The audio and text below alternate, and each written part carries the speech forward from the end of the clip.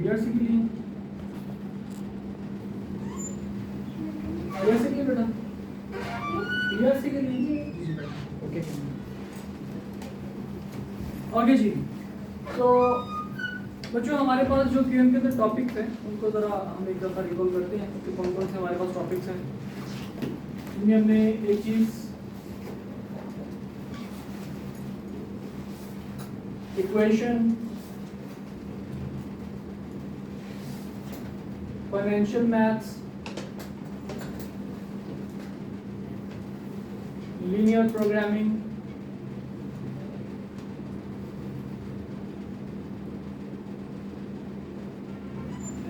Progressions,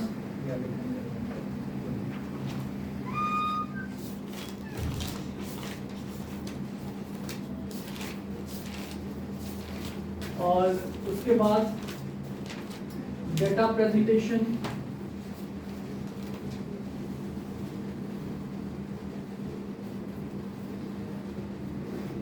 statistical measures,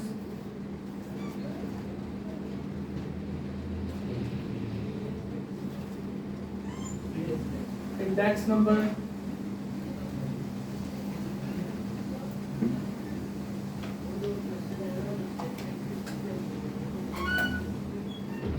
regression correlation,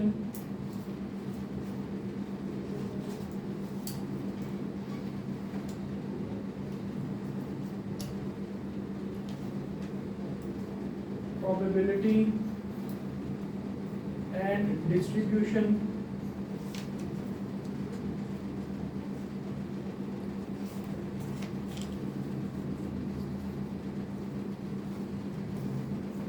testing of hypothesis,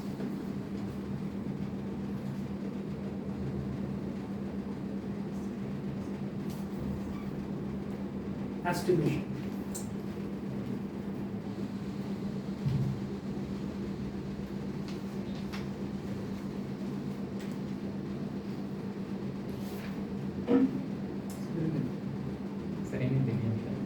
इधर नहीं देना उसको जरा पोज कर। तो बेटा हमारे पास ये टॉपिक्स हैं, ये बेसिकली टॉपिक्स हैं आपके बिजनेस मैथ्स के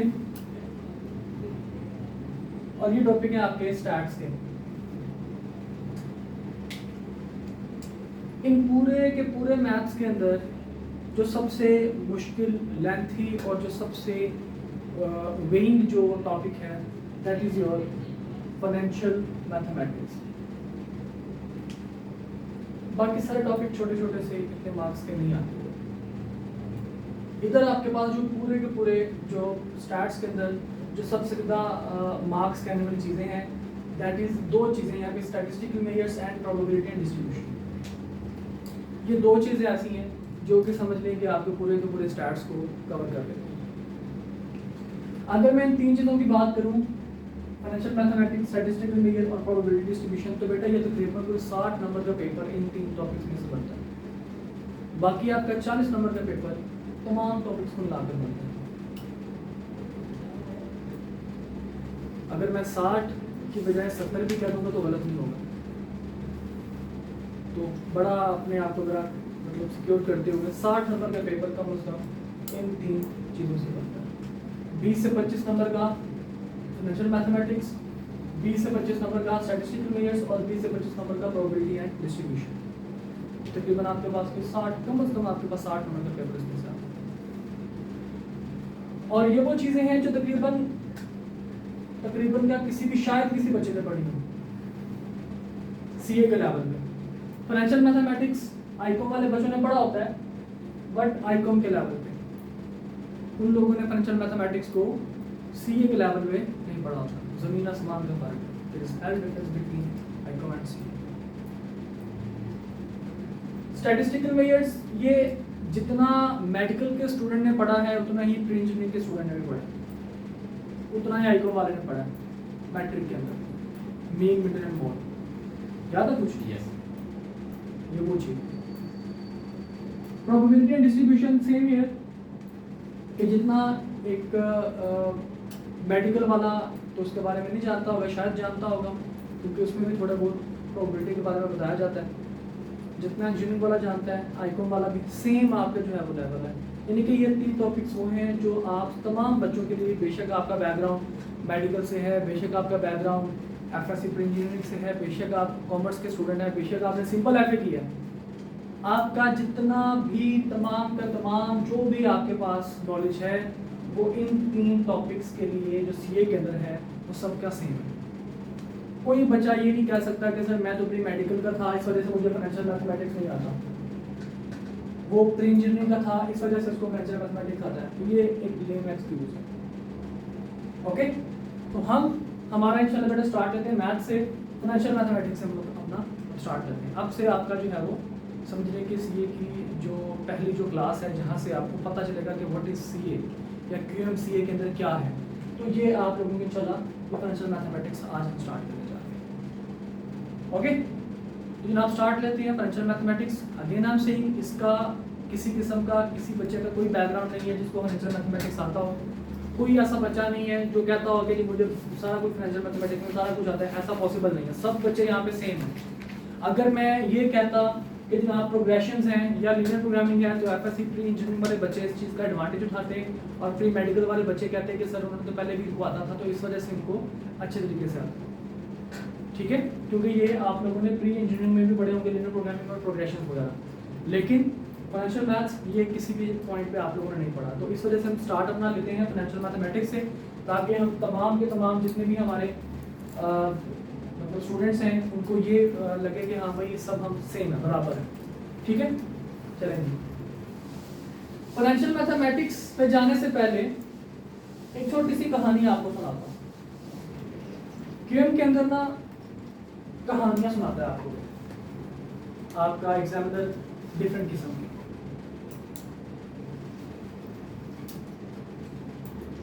तो इसलिए मैंने सोचा कि मैं भी आप लोगों को कहानियां सुना के पढ़ाया करूँगा।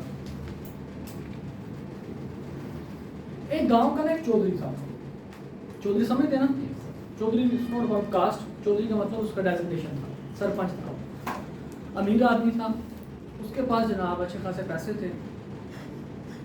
तो किसी बंदे ने कहा कि जी चौधरी साहब आपके पास इतने पैसे हैं, आप घर में आपके पैसे क्या करें, ऐसा करें इनको बैंक में रखवाएं, आपके पैसे डबल हो जाएंगे। तो कहता है जी पैसे बचे देते हैं जो डबल हो जाएंगे बड़े बड़े। कहता है जी आप बैंक के पास जाएँ तो सही। राम चौधरी साहब चले गए बैंकर के पास और बैंकर को जाके कहते हैं कि भाई मुझे फलां बंदे ने बताया कि इस जगह पे पैसे रखने से पैसे बचे देते हैं। तो बैंकर ने कहा जी चौधरी साहब बिल्कुल ऐसे ही, आप पैसे थोड़े से रखवाएं, थोड़ी देर के बाद आपके पैसे ज़्यादा हो जाएंगे। अच्छा कितनी देर के बाद? ये आप पे डिपेंड करता है, ज़्यादा टाइम देंगे काफ़ी ज़्यादा पैसे मिल जाएंगे, थोड़ा टाइम देंगे तो थोड़े पैसे मिलेंगे। ठीक है, थोड़ा टाइम देंगे तो थोड़े पैसे मिलेंगे।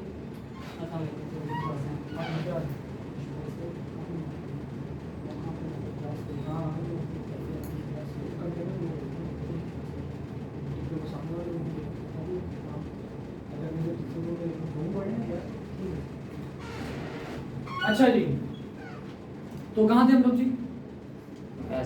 आप पैसे जनाब बच्चे देते हैं। मैं कहा जनाब ज़्यादा टाइम देंगे तो ज़्यादा बच्चे देंगे, थोड़ा टाइम देंगे तो थोड़े बच्चे देंगे। अच्छा, अगर मैं आपको पैसे देता हूँ आज और मैं साल बाद, 6 महीने बाद, 2 साल बाद, 1 महीने बाद, किसी भी टाइम के बाद आता हूँ, तो इसका मतलब है जितने मेरे पैसे होंगे उससे पैसे थोड़े से ज़्यादा हो चुके होंगे। वो कहता है जी बिल्कुल ऐसे। चौधरी जनाब बड़ा हैरान हुआ। चौधरी ने कहा यार मतलब ये बेजान चीज़ें ज़्यादा कैसे हो सकती है? तो फिर जनाब उसने अपने बेटे को कॉल किया, उसका बेटा सीए कर रहा था। उसने अपने बेटे को कॉल की, कहता पुत्र ये मसला हो गया, मैं बड़ा परेशान हूँ, बात क्या है? कहता जी अब्बा जी आप परेशान ना हो, मैं आता हूँ तो मैं आके जो है ना वो आपको समझाऊँ। वो जनाब उसका बेटा आया, फिर उसने कहा जी बात यह है कि आप अगर पैसे देते हैं ना, किसी जगह पर रखवाते हैं, तो आपको आपके पैसे का इस्तेमाल किया जाता है और आपका पैसा डिफरेंट जगह पे इन्वेस्ट किया जाता है और वहाँ से फिर आपको कुछ ना कुछ जो है वो पैसे मिलते हैं, और आपके पैसे जितने आप पैसे ज़्यादा रखाएंगे आपको उतने ज़्यादा पैसे मिलेंगे, जितने पैसे कम रखाएंगे उतना कम पैसे मिलेंगे, जितना ज़्यादा टाइम देंगे उतना ज़्यादा पैसे मिलेंगे, जितना कम टाइम देंगे उतना जो है वो कम आपके पास पैसे मिलेंगे। तो फिर चौधरी कहता है बेटा मुझे एक बात बताओ, ये तो मुझे समझ में आ गया कि आज की डेट में जो पैसे रखवाऊंगा फ्यूचर में जो मुझे पैसे मिलेंगे वो आज की निस्बत फ्यूचर में क्या होंगे, ज़्यादा होंगे, लेकिन ये इंक्रीज किस तरह से होंगे, मुझे कैसे पता चल सकता है कि साल बाद मुझे कितने पैसे मिलेंगे, 2 साल बाद मुझे कितने पैसे मिलेंगे। उसने कहा जी इनका ना इंक्रीज करने का रेट होता है, इनका इंक्रीज करने का रेट होता है, एक स्पेसिफिक रेट है, वो परसेंटेज होती है, वो 5% कह लें, 6% कह लें, 10% कह लें, वो जितने भी आप परसेंटेज आप डिसाइड करेंगे उस हिसाब से आपके पैसे बढ़ते जाएंगे। तो उसने कहा अच्छा अगर परसेंटेज ज़्यादा है तो कहता है अगर परसेंटेज ज़्यादा तो ऑब्वियसली फ्यूचर में आपके पैसे ज़्यादा होंगे, परसेंटेज कम है तो उसका मतलब फ्यूचर में पैसे आपके पास कम होंगे। उसने कहा अच्छा इसका मतलब ये, उसने कहा जी 4 चीज़ें हैं, 4 चीज़ें हैं जो पैसे के बच्चे दिलवाने में कारआमद होती है। 4 चीज़ें हैं जी, कौन कौन सी? उसने कहा जी सबसे पहले तो आपके पास होने चाहिए पैसे जो आपने आज की डेट में देने हैं, प्रेजेंट अमाउंट।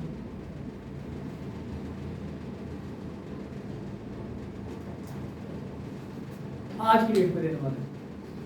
फिर उसने कहा जी इसका मतलब ये होगा उसके जो पैसे दिए हैं अब वो इंक्रीज होंगे किसी स्पेसिफिक रेट के साथ। उसने कहा जी बिल्कुल, इसके ऊपर क्या लगेगा, रेट लगेगा। फिर वो कहता जी उस रेट को लगाने में थोड़ा सा टाइम लगता है, वो 1 महीने होंगे, 2 महीने होंगे, 6 महीने होंगे, साल होगा, 5 साल होगा, 10 साल होगा, कोई ना कोई टाइम पीरियड होगा।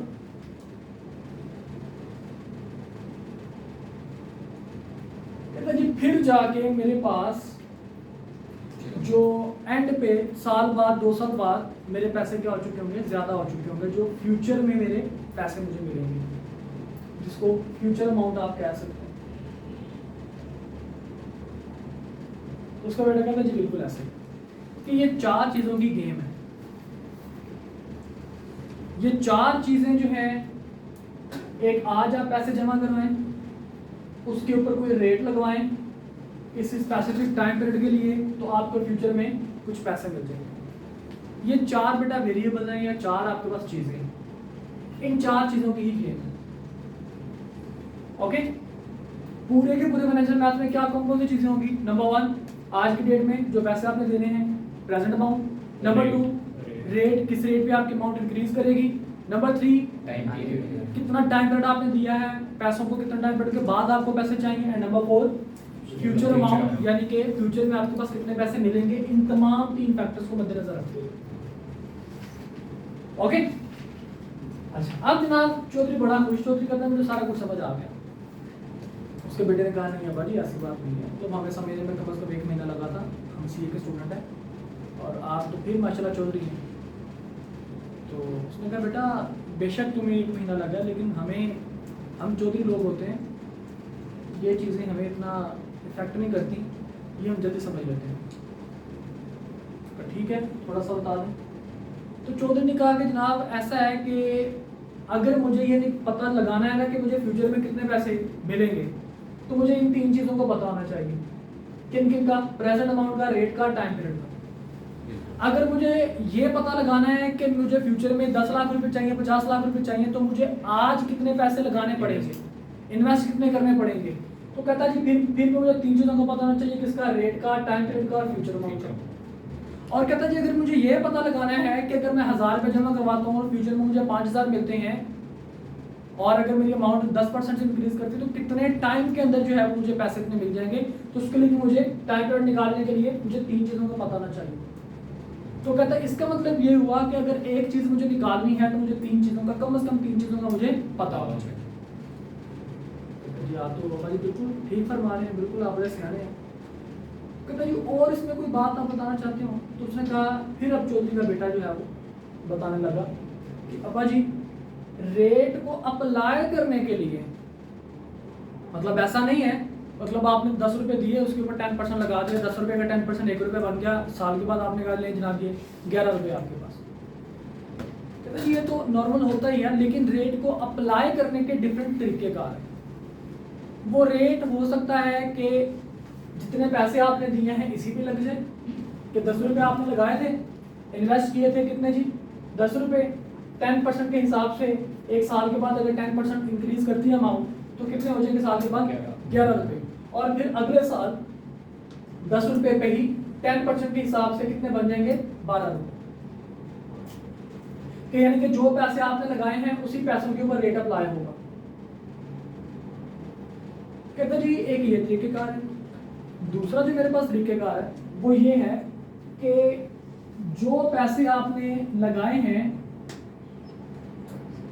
उसके ऊपर पहले साल तो रेट उसी के ऊपर लगेगा, लेकिन अगले साल जितने पैसे आपके पास पड़े होंगे अकाउंट में उसके ऊपर रेट लगेगा। तो ये आपके पास आएगा जनाब 12.1।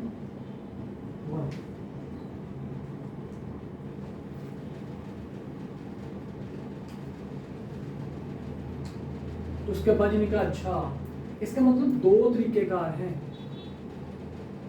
रेट अप्लाई करने के। कितने तरीकेकार हैं? दो। एक बड़ा सिंपल सा है। सिंपल सा मतलब क्या है? जितने पैसे लगाओ हर साल उसी के ऊपर रेट लगाते हैं, जो बड़ा सिंपल सा। एक क्या है? बड़ा सिंपल सा है, जितने पैसे लगाए हैं तुमने, जितने पैसे इन्वेस्ट किए उसके ऊपर हर साल रेट लगाते, जो अमाउंट निकालते, जो फॉर एग्जांपल अब 10% का 10 रुपये का 10% 1 रुपया होता है, इंक्रीज कर देंगे तो कितना बन जाएगा? ये 11 रुपये बन जाएंगे। फिर जनाब 10% इंक्रीज करेंगे, हर साल 1-1 रुपया इसका बढ़ता जाएगा, और मतलब तीसरे साल में 13 आ जाएंगे, चौथे साल में 14 आ जाएंगे, पाँचवें साल में 15 आ जाएंगे, हर साल इंक्रीज करता जाएगा। तो बड़ा सिंपल सा है, जितने पैसे इन्वेस्ट किए उतने ही पैसों में क्या हो गया? आपका रेट अप्लाई हो गया। ये सिंपल सा है। लेकिन ये जो चीज़ है ना, ये कंपाउंड है दो चीज़ों का। हमने कहा कौन कौन सी चीज़ों का? कहता है जनाब पैसे जो लगाए उसके ऊपर इंटरेस्ट लगा। अब जो ये वाले अमाउंट जब अगले साल जब इंटरेस्ट लगेगा तो जितने पैसे लगाए थे वो प्लस जितना इंटरेस्ट लगा वो,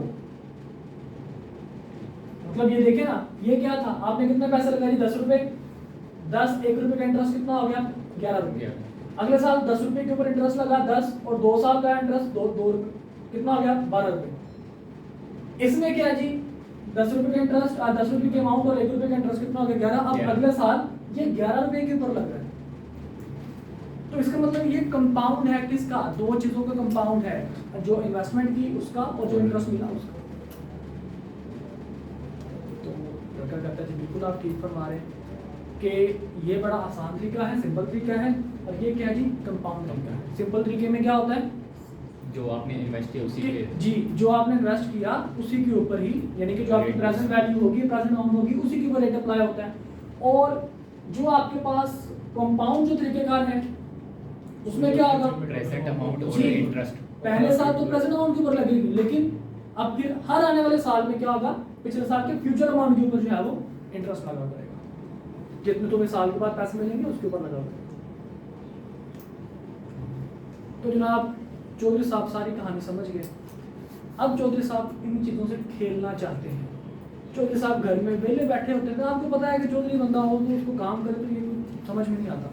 अब चौधरी साहब जनाब घर में वेले बैठे हैं, अब वेले बैठे बैठे उसको बड़ा मजा आ रहा है। कहता है अच्छा तो अगर मैं इतने पैसे लगाऊं तो फ्यूचर में कितने मिलेंगे, इस रेट पे लगाऊं तो फ्यूचर में कितने मिलेंगे। वो जनाब चौधरी साहब ने खेलना शुरू कर दिया। चौधरी साहब खेलते गए। चौधरी साहब ने एक तरीकेकार अडॉप्ट किया, और वो तरीकेकार आके मुझे बताया कि बेटा जब तुम कल को अपने बच्चों को पढ़ा रहे होगे तो बच्चों को कहना कि इंटरेस्ट अप्लाई करने के कितने तरीके हैं? 2 तरीके हैं। इंटरेस्ट अप्लाई करने के कितने तरीके हैं? 2। भाई साहब जाग रहे हैं ना सारे? मेरे साथ में जागते रहना। कितने तरीके हैं बेटा? 2। एक तरीके का उसने क्या नाम दिया? बड़ा सादा सा, अंग्रेजी में सादा को क्या कहते हैं? सिंपल। शाबाश, सिंपल इंटरेस्ट। दूसरा कंपाउंड इंटरेस्ट।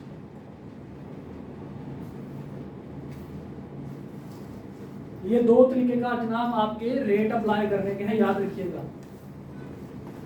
सिंपल इंटरेस्ट और दूसरा कंपाउंड इंटरेस्ट। अब हमने कहा चौधरी साहब ये आपकी मर्जी होती है कि सिंपल लगा लें कंपाउंड लगा लें। उसने कहा जी मर्जी तो हमारी होती है, लेकिन क्योंकि आपने बच्चों को पढ़ाना है इस वजह से आपको बताना पड़ेगा कि मर्जी एग्जामिनर की होती है। समझे बात को? प्रैक्टिकल लाइफ में तो मर्जी आपकी है कि सिंपल लगवा लें या कंपाउंड लगवा लें, लेकिन आपकी स्टडी लाइफ में मर्जी किसकी होती है? एग्जामिनर की होती है। वो चाहे तो क्या लगवा ले, सिंपल लगवा ले, वो चाहे तो क्या लगवा ले, कंपाउंड लगवा ले। तो अब मैंने कहा चौधरी साहब थोड़ा सा जरा मुझे आइडिया दे दें ताकि मैं बच्चों को बता सकूं, बच्चे कंफ्यूज ना हो जाएं। तो उसने कहा चलो मैं तुम्हें थोड़ा सा आइडिया बता देता हूँ। उसने कहा जी अगर ये सिचुएशन बन जाती ना कि व्हेन टू अप्लाई,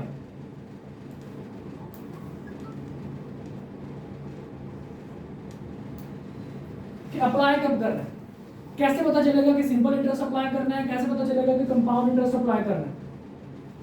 मैंने कहा जी बताइए प्लीज। तो चौधरी ने मुझे कहा कि भाई व्हेन टू अप्लाई का मतलब होता है कि कब अप्लाई करना है। मैंने कहा जी, कहता है जी अगर तो आपके पास क्वेश्चन खामोश है या क्वेश्चन जो है वो मेंशन करता है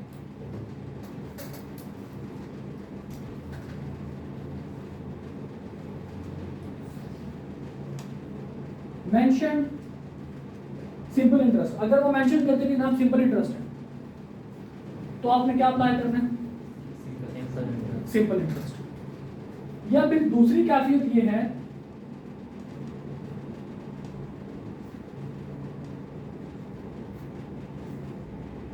इफ नथिंग इज मेंशन्ड,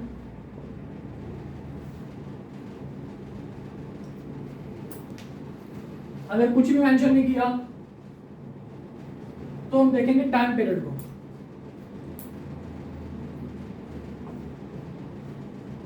याद है ना टाइम पीरियड? क्या था टाइम पीरियड? कितने टाइम के लिए तुमने पैसा रखवाया हुआ है? And time period is lesser than और इक्वल टू 1 ईयर। या तो क्वेश्चन में मेंशन होगा कि सिंपल इंटरेस्ट अप्लाई करें, अगर कुछ भी उसने नहीं बताया, खामोश क्या कहता है जी 10% के साथ उसकी अमाउंट ग्रो करती है, तो फिर हमें देखना पड़ेगा कि ये जो अमाउंट है, ये जो टाइम पीरियड है वो 1 साल या उससे कम है कि नहीं। अगर 1 साल या उससे कम का टाइम पीरियड है और दूसरा या मेंशन है तो दोनों सिचुएशन में हम क्या अप्लाई करेंगे? ओके, समझिए बात की जी बेटा। यहां तक किसी बच्चे को चौधरी साहब की बात समझ ना आई हो और ओके? चलिए थोड़ा सा आगे चलते हैं मजीद। मैंने कहा जी कंपाउंड इंटरेस्ट कब लगाना है, तो चौधरी ने कहा कि बेटा कंपाउंड इंटरेस्ट में भी सेम सिचुएशन होगी। क्या? Mentioned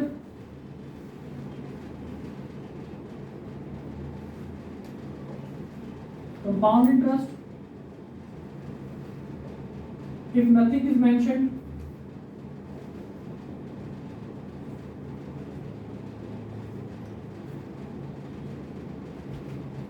and time period is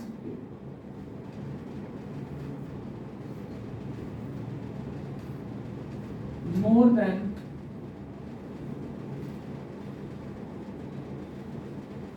1 year, और आपका टाइम पीरियड जो है वो 1 साल से ज्यादा से। क्या आपने, अगर मैं कहता हूं जी कि चौधरी साहब ने पैसे 100 रुपए रखवाए 10% के इंटरेस्ट रेट के साथ,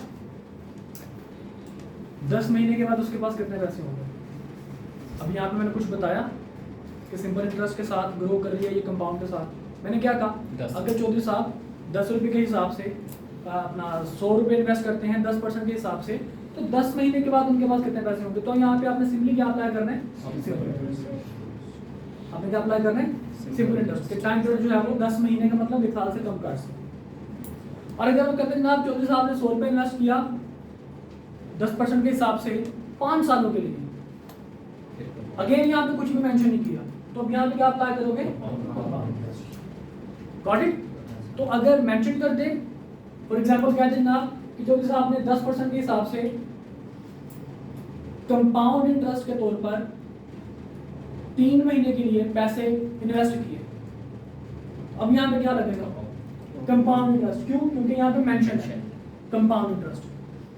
ठीक है, इसी तरह अगर वो कहते जनाब कि चौधरी साहब ने 100 रुपये इन्वेस्ट किया 10% के रेट पे सिंपल इंटरेस्ट के लिहाज से अगले 10 सालों के लिए, अब यहाँ पे क्या लगेगा? Simple interest. ओके, या तो मेंशन हो, अगर मेंशन नहीं तो फिर हम लोग टाइम पीरियड देखेंगे।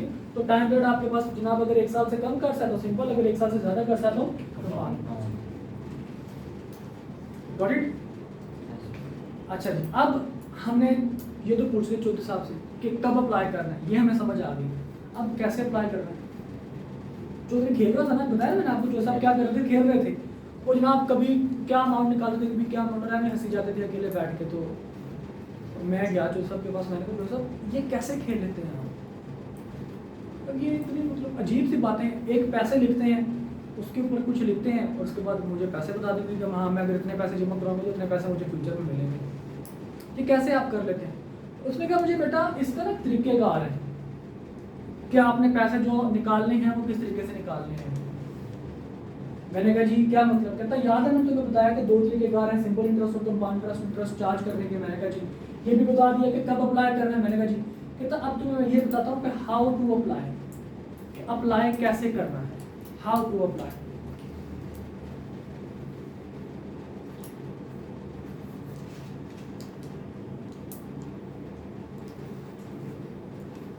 मैंने कहा जी सब बताइए कैसे करना है। कहते बेटा अगर तो सिंपल इंटरेस्ट तुमने लगाना है ना, तो सिंपल इंटरेस्ट का एक फॉर्मूला है। हमने कहा जी क्या? कहता याद करो पूरे फाइनेंशियल मैथ्स में कितनी चीजें थी? 4। कौन कौन सी? जो आपने प्रेजेंट में पैसे देने हैं, रेट, टाइम पीरियड और जो आपको फ्यूचर में पैसे मिलेंगे, ये 4 चीजें। इन 4 चीजों को आपने आगे पीछे करके उनका गेम बनाई हुई है। मैंने कहा जी गेम हमें भी समझा दें।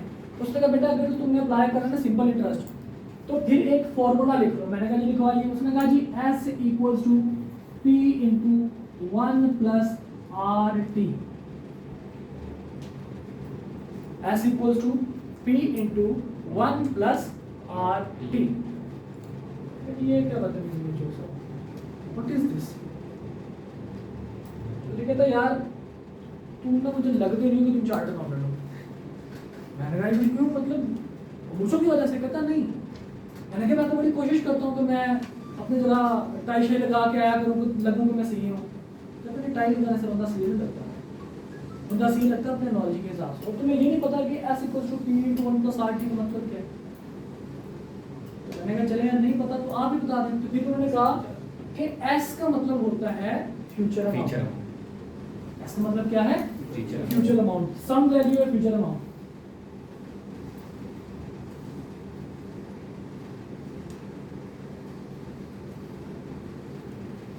जो आपको फ्यूचर में पैसे मिलने हैं, याद है ना 4 चीजें ना, 2 अमाउंट्स हैं, एक रेट है और एक टाइम है, एक प्रेजेंट वाली अमाउंट है, एक फ्यूचर वाली अमाउंट। उसने कहा जी एस का मतलब क्या है जी? Future amount. मैंने कहा ओके। कहता पी का मतलब है प्रेजेंट अमाउंट।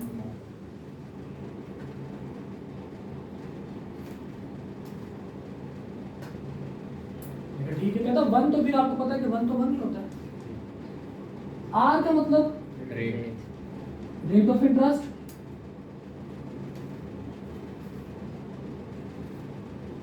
और टी का मतलब टाइम।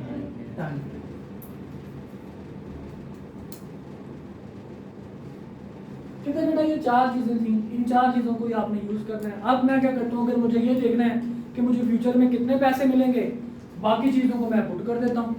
मतलब 4 वेरिएबल्स हैं आपके पास, यहाँ पे अगर आपको 3 पता हो तो जो था निकला है।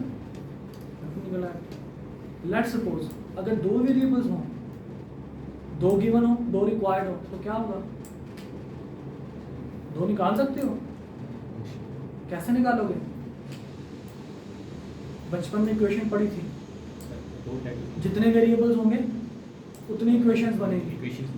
2 वेरिएबल्स होंगे 2 इक्वेशंस बनेगी। 3 वेरिएबल्स रिक्वायर्ड हुए 3 इक्वेशन बनेगी, और जितनी इक्वेशन बननी होगी उतनी इंफॉर्मेशन भी होगी। अगर 2 वेरिएबल्स की रिक्वायरमेंट है तो आपके पास 2 तरह की इंफॉर्मेशन होगी और 2 इक्वेशंस बनेगी। इक्वेशन को आपने सॉल्व करना होगा। इक्वेशन हम लोग बचपन से सॉल्व करते आ रहे हैं। ठीक है, दोबारा फिर इंशाल्लाह हम अपनी इन तमाम बातों को रिकॉल करेंगे, बचपन को रिकॉल करेंगे। अच्छा जब छोटे होते तो x plus Y equals to 10, x minus Y equals to 15, तो 2x इक्वल्स टू 5, 25 तो x इक्वल टू जनाब 12.5, वो इस तरह की हम जो चीज़ें निकालते थे वो यहाँ पे वही होंगे। वहाँ पे x और y हुआ करता था, यहाँ पे s या p हो जाएगा या r या t हो जाएगा या p या r हो जाएगा, कोई ना कोई मतलब अमाउंट इस तरह की आपके पास आ जाएगी। ओके, तो जनाब चौधरी साहब ने कहा कि जी आपने इस तरह से अप्लाई करना है। अगर ये देखना है ना कि फ्यूचर में कितने पैसे मिलेंगे तो s निकाल लेना। अगर ये देखना है कि फ्यूचर में तुम्हें इतने पैसे चाहिए तो प्रेजेंट में कितने पैसे मिलेंगे, बाकी वैल्यू पुट कर देना, p निकाल लेना। और अगर तुम्हें ये देखना है कि कितने साल के बाद तुम्हें इतने पैसे मिलेंगे इस अमाउंट पे, तो बाकी चीजें लिख लेना, t निकाल लेना। तो मसला कोई नहीं है। तो चौधरी जनाब फिर खेलना शुरू हो गया। मैंने कहा अच्छा चलें देख लेते। मैंने कहा जो सब सिंपल तो बता दी, ये भी बता ही दें। उसने कहा यार अभी के लिए मैं तुम्हें बता देता हूँ, लेकिन बच्चों से कहना कि जब कंपाउंड की तरफ पहुंचेंगे तो फिर आपको ये कंपाउंड बताएंगे। कि मैं तुम्हें बता देता हूँ कि हाउ टू अप्लाई, एक जगह पे तुम्हारा मैप बन जाएगा। तो मैंने कहा ठीक है, बड़ी मेहरबानी। मैंने कहा जी बताइए। उसने कहा जनाब इसमें भी वही हाल है। क्या? उसने कहा जी s equals to p into, लेकिन यहाँ पे 1 प्लस आर टी नहीं है, यहाँ पे है 1 plus I over M raise to power m into n। s equals to p into 1 plus I over m raise to power m into n। यहाँ पे s again future value, p का मतलब present value, i का मतलब interest rate. जो rate of interest था ना r, उसको मैंने क्या कह दिया i, इंटरेस्ट रेट। थोड़ा सा डिफरेंट हो जाएगा। टाइम पीरियड मैंने वहाँ पे t रखा था, यहाँ पे n होगा। n क्या चीज़ है बेटा? जब ये आप लोगों को पढ़ाऊंगा कंपाउंड इंटरेस्ट, उस टाइम आपको बताऊंगा, क्योंकि मुझे चौधरी साहब ने मना किया। ओके,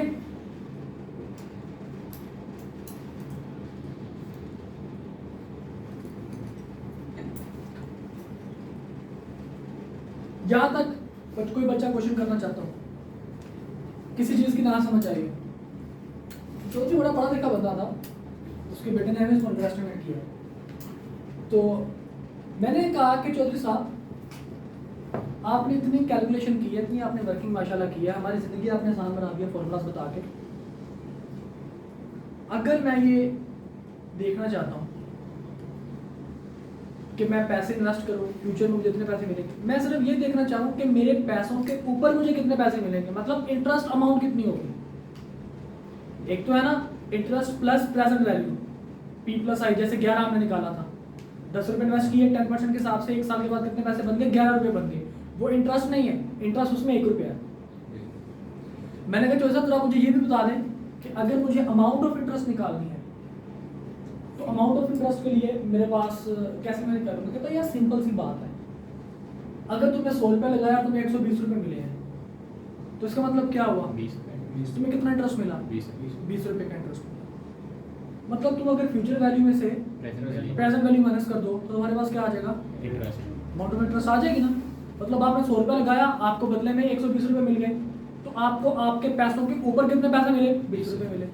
तो मैंने कहा जी ठीक है बता दो फिर भी। इसने कहा यार ऐसा है कि अगर तुम्हें निकालना है ना अमाउंट ऑफ इंटरेस्ट का फॉर्मूला,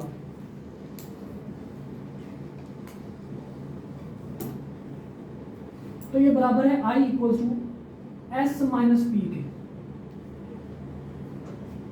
s माइनस पी, मैंने कहा यार s माइनस पी का मतलब क्या करता है? s का मतलब ये formula s equals to p into 1 plus R T. इसमें से आपने p माइनस कर दिया, तो एक फॉर्मूला आपके पास नया जनरेट होगा। मैं उसकी जनरेशन की तरफ नहीं जा रहा, मैं जस्ट आपको फॉर्मूला लिख रहा हूँ, आप उससे इसको जनरेट कर सकते हैं। तो कहता जी i equals to P R T. देखिए मैं थोड़ा सा आपको बता देता हूँ कि इसकी जनरेशन कैसे है, आगे ना समझ, मैं बता देता हूँ फिर भी। देखिए s माइनस पी था, ऐसी जगह पे हम क्या लिखेंगे? p into 1 plus R T minus P. ये p इसके सारी ब्रैकेट के अंदर मल्टीप्लाई होगा, p plus P R T minus P, ये cancel, remaining P R T लेंगे। तो i equals to P R T.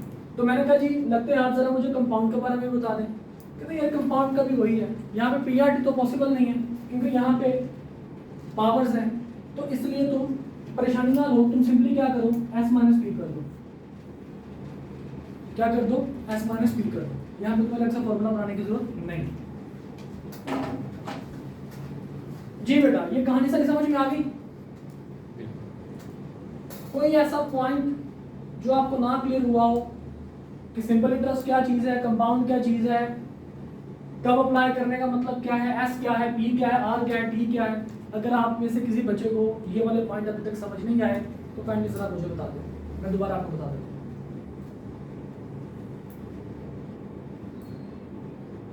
Again बेटा आप सबको मैं बता रहा हूँ कि ये वो टॉपिक है जो किसी को नहीं आता। यहाँ पे आप प्री मेडिकल के हैं, प्री इंजीनियरिंग के हैं, कॉमर्स के हैं, ये आप सब बच्चे सेम हैं। ओके, सब बच्चे जीरो से स्टार्ट ले रहे हैं। तो इस वजह से मैं आप लोगों को इंशाल्लाह ऐसे ही पढ़ाऊंगा जैसे आप, बल्कि वैसे तो आप लोगों को पता ही नहीं है, तो फिर भी ऐसे पढ़ाऊंगा जैसे बिल्कुल आप छोटे से बच्चे। ओके जी बेटा, ध्यान तक मसला साहब, एक बात बेटा याद रखना, जैसे चौधरी साहब खेल रहे थे ना, उसको कहते हैं पैसों से खेलना। पैसों से खेलना सीख लो, तुम लोगों को पैसों में खेलना आ जाएगा। पैसे में खेलने का मतलब पता है आप लोगों को, मतलब अच्छे खासे पैसे आपके पास आ जाएंगे। तो एक चार्टर्ड अकाउंटेंट जो होता है वो बाकियों की निस्बत इतने ज्यादा पैसे कैसे कमा लेता है? How is this possible? मतलब एक बंदे ने 16 साल MBA किया, ACCA किया, उसने प्री इंजीनियरिंग, उसने जनाब इंजीनियर बना, डॉक्टर बना, लेकिन जब हम बात करते हैं चार्टर्ड अकाउंटेंट की तो वो हमें नजर आता है कि जनाब जैसे उसका CA क्वालिफाई होता है वो अच्छे खासे पैसे कमा रहा होता है। मतलब एक डॉक्टर है जो जैसे उसने अपना MBBS क्लियर किया, उसकी हाउस जॉब स्टार्ट हो जाएगी, कितने पैसे उसको मिल रहे होंगे हाउस जॉब में? मैक्सिमम भी बहुत बड़ी छलांग लगाएगा तो 80-90 हज़ार उसको मिल रहा होगा, इससे ज़्यादा उसको नहीं पैसे मिलते। एक इंजीनियर, उसको तो मेरी जॉब नहीं मिलती, और बाद में अगर मिल भी जाए तो उसको वही, जैसे उसने भी इंजीनियरिंग अपनी कंप्लीट की है तो 60-70 हज़ार, इससे ज़्यादा उसके पैसे नहीं मिलते। MBA वाले बेचारे जो है वो किसी जगह पे किसी बैंक में काउंटर लगे होता है, 30-40 हज़ार रुपये की सैलरी होती है। ACCA को पाकिस्तान में वैसे को मूल में खाता, वो उनको पहले ACCA करना पड़ता है, पाउंड्स में पैसे देने पड़ते हैं, उसके बाद फिर उनको पैसे बाहर जाके, मतलब उनको पैसा लगा के बाहर जाना पड़ता है। हाँ, तो बाहर जाके फिर उनको उतने ही पैसे जो है वो मिलते हैं जितने वो पाकिस्तान में कमा सकता था CA करने के बाद। तो जनाब, लेकिन जब हम चार्टर्ड अकाउंटेंट की बात करते हैं जनाब, जैसे ही आपका CA कंप्लीट होता है, आपकी सैलरी जो इनिशियल जो आपकी सैलरी होती है वो 2-2.5 लाख रुपये आराम से लग जाते हैं। तो क्या वजह है, क्या रीज़न क्या है? टाइम, जितना MBBS के लिए टाइम रिक्वायर्ड है उतना टाइम CA के लिए रिक्वायर्ड है। ना फेल हो, किसने कहा फेल हो? अच्छे तरीके से पढ़ो। MBBS भी आपका तकरीबन 5 साल में कंप्लीट होता है, 5-5.5 साल में, ये भी आपका 5-5.5 साल में कंप्लीट होता है। ना फेल हो, MBBS में फेल हो के क्या निकल जाओगे आगे? अगर MBBS में लेट सपोज आप फेल हो जाते हैं तो क्या आपको आगे जाने देंगे? ज़्यादा टाइम आपका फिर भी लगेगा।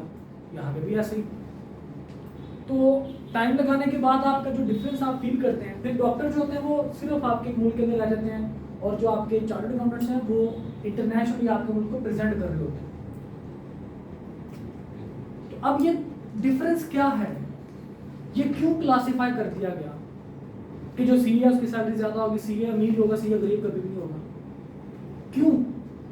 तो उसकी बेटा रीज़न ये है कि आप लोग, सिर्फ आप लोग हैं जो ये चाहते हैं कि लोगों का पैसा ज़्यादा हो। डॉक्टर चाहता है कि बंदा बीमार हो, इंजीनियर चाहता है कि जनाब सड़कें पुल टूटते रहें, या उनकी बिजली का मसला बनता रहे, या मशीनरी ख़राब होती रहे। और जो तीसरे आ जाते हैं हमारे चार्टर्ड अकाउंटेंट्स, ये सिर्फ वाहिद लोग हैं जो ये चाहते हैं कि लोगों के पास ज़्यादा से ज़्यादा पैसा है, लोगों को बिजनेस करवाएं, लोगों का पैसा बढ़ाएं।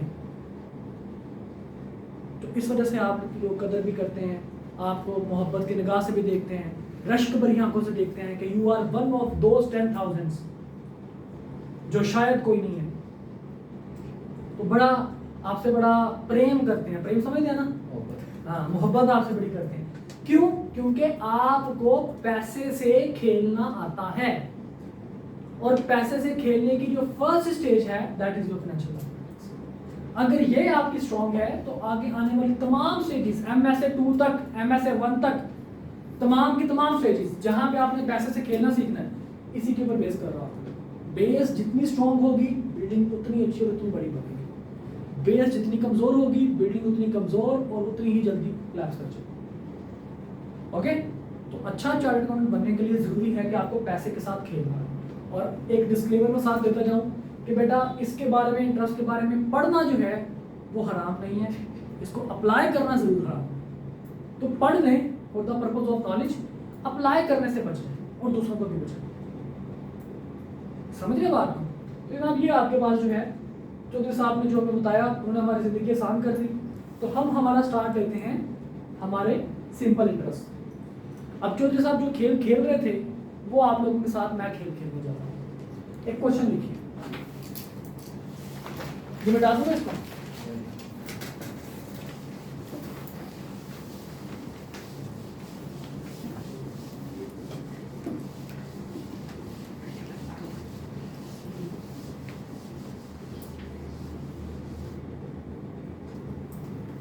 क्वेश्चन ये है, मिस्टर चौधरी, लिखे लिखे लिखे।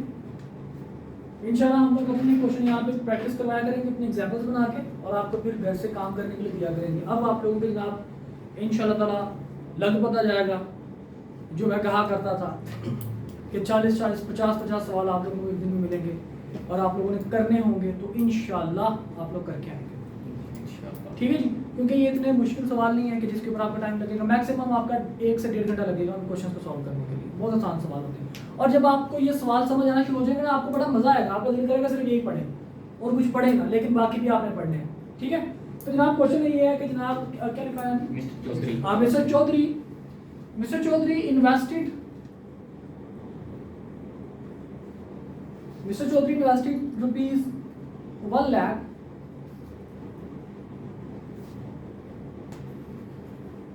₹1 lakh at the rate of 10% simple interest per annum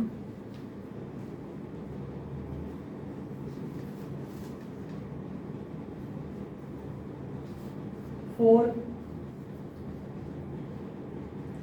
FOR वाला 4 भाई, for 10 months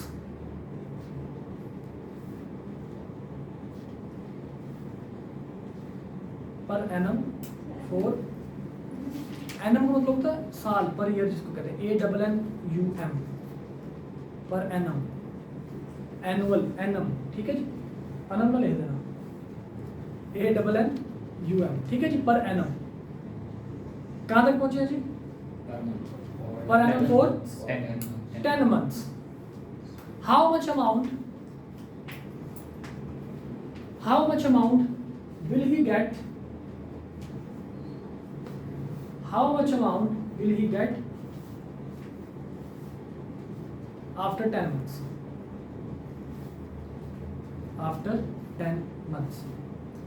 जी बेटा, कहानी समझ में आई कि चौधरी साहब ने क्या किया जी? 1 लाख रुपए उन्होंने इन्वेस्ट किए हैं, 10% रेट जो कि साल के बाद लगेगा, लेकिन इन्वेस्टमेंट का टाइम कितना है? 10 महीने।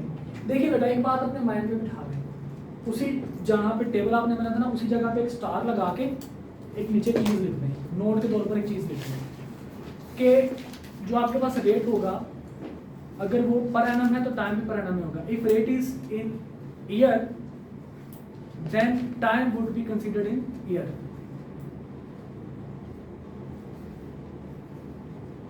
ठीक है, अगर रेट मंथ्स में है तो टाइम भी किस में होगा? मंथ्स में।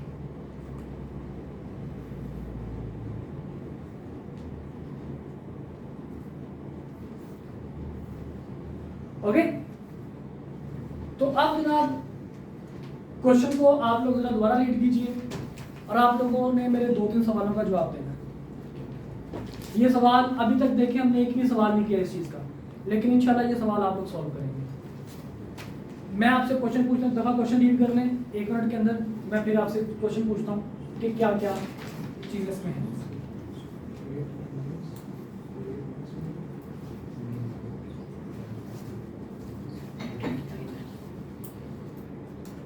ओके बेटा, चौधरी साहब ने कितने पैसे लगाए? 1 लाख। अब ये क्या चीज है? Present amount.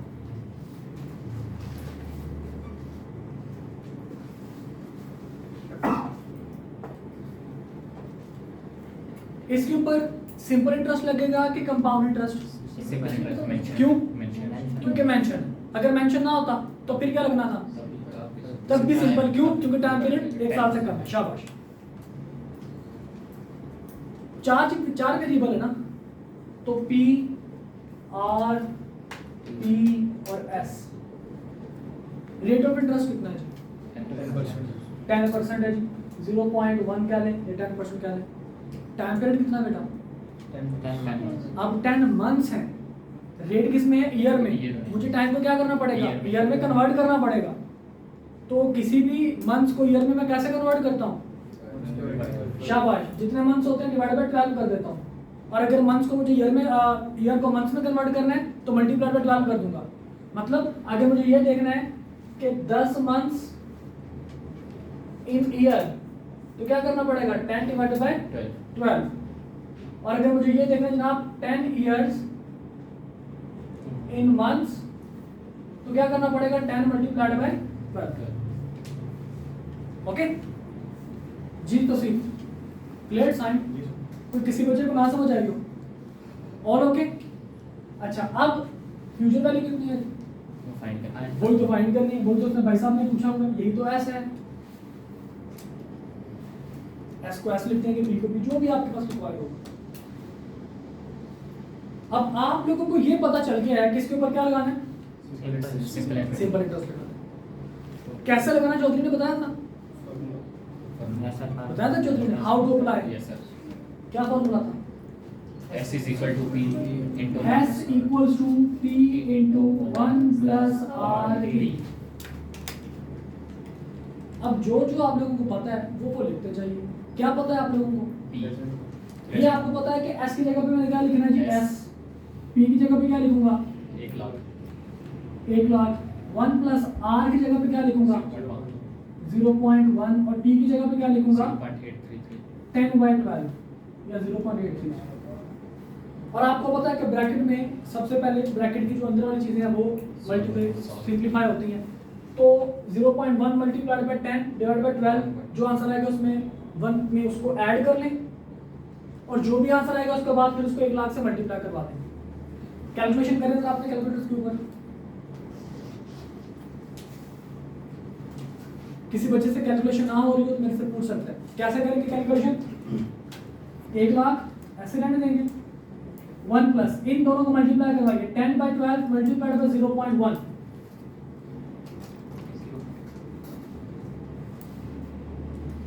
10/12 करके जो भी आंसर आएगा उसको मल्टीप्लाई बाय 0.1 कीजिए। मोबाइल है आपके पास, 0.08333। 1 इसमें ऐड कर लीजिए तो आपके पास 1 लाख मल्टीप्लाइड बाय 1.08333। और 1 लाख से मल्टीप्लाई कर देंगे तो आपके पास आंसर क्या आएगा, 10833.333। 1,08,333 रुपये चौधरी साहब को मिलेंगे 10 महीने के बाद, अगर वो 1 लाख रुपए को 10% के हिसाब से 10 महीनों के लिए इन्वेस्ट करते हैं। मुश्किल बात तो नहीं है कोई, यही कुछ है, यही कुछ है, यकीन करो। कभी वो आपसे P पूछ लेगा, कभी वो आपसे S पूछ लेगा, कभी वो आपसे R पूछ लेगा, कभी वो आपसे T पूछ लेगा, यही उसकी कहानी। ओके, इंशाल्लाह कल हम यही से कंटिन्यू करेंगे और मजीद क्वेश्चन करेंगे। होमवर्क आज आप लोगों को मैं कमेंट दिएगा, मजीद क्वेश्चन करेंगे इंशाल्लाह, उसके बाद आप लोगों को होमवर्क मिलेगा। क्लियर, क्वेश्चन आप करना चाहते हो, एनी क्वेश्चन, नो क्वेश्चंस, चलिए। सर ये एक मिनट नहीं बता बता दे, रेट मंथ्स के लिए जो आपने दी थी मैंने देखी। अगर आपके पास यहाँ पे रेट है ना, देखिए क्या था, 10% पर एनम, और टाइम आपके पास कितना था, 10 महीने। तो आप इसको क्या करोगे, ईयर में कन्वर्ट करोगे। अगर ये होता 10% पर मंथ तो फिर टाइम आप मंथ्स में रहने देते, फिर यहाँ पे 10/12 ना करते, बल्कि टाइम को क्या रखते, 10 रखते। ओके, ले बेटा, इंशाल्लाह मुलाकात होगी आप लोगों से। बंद कर दें वीडियो।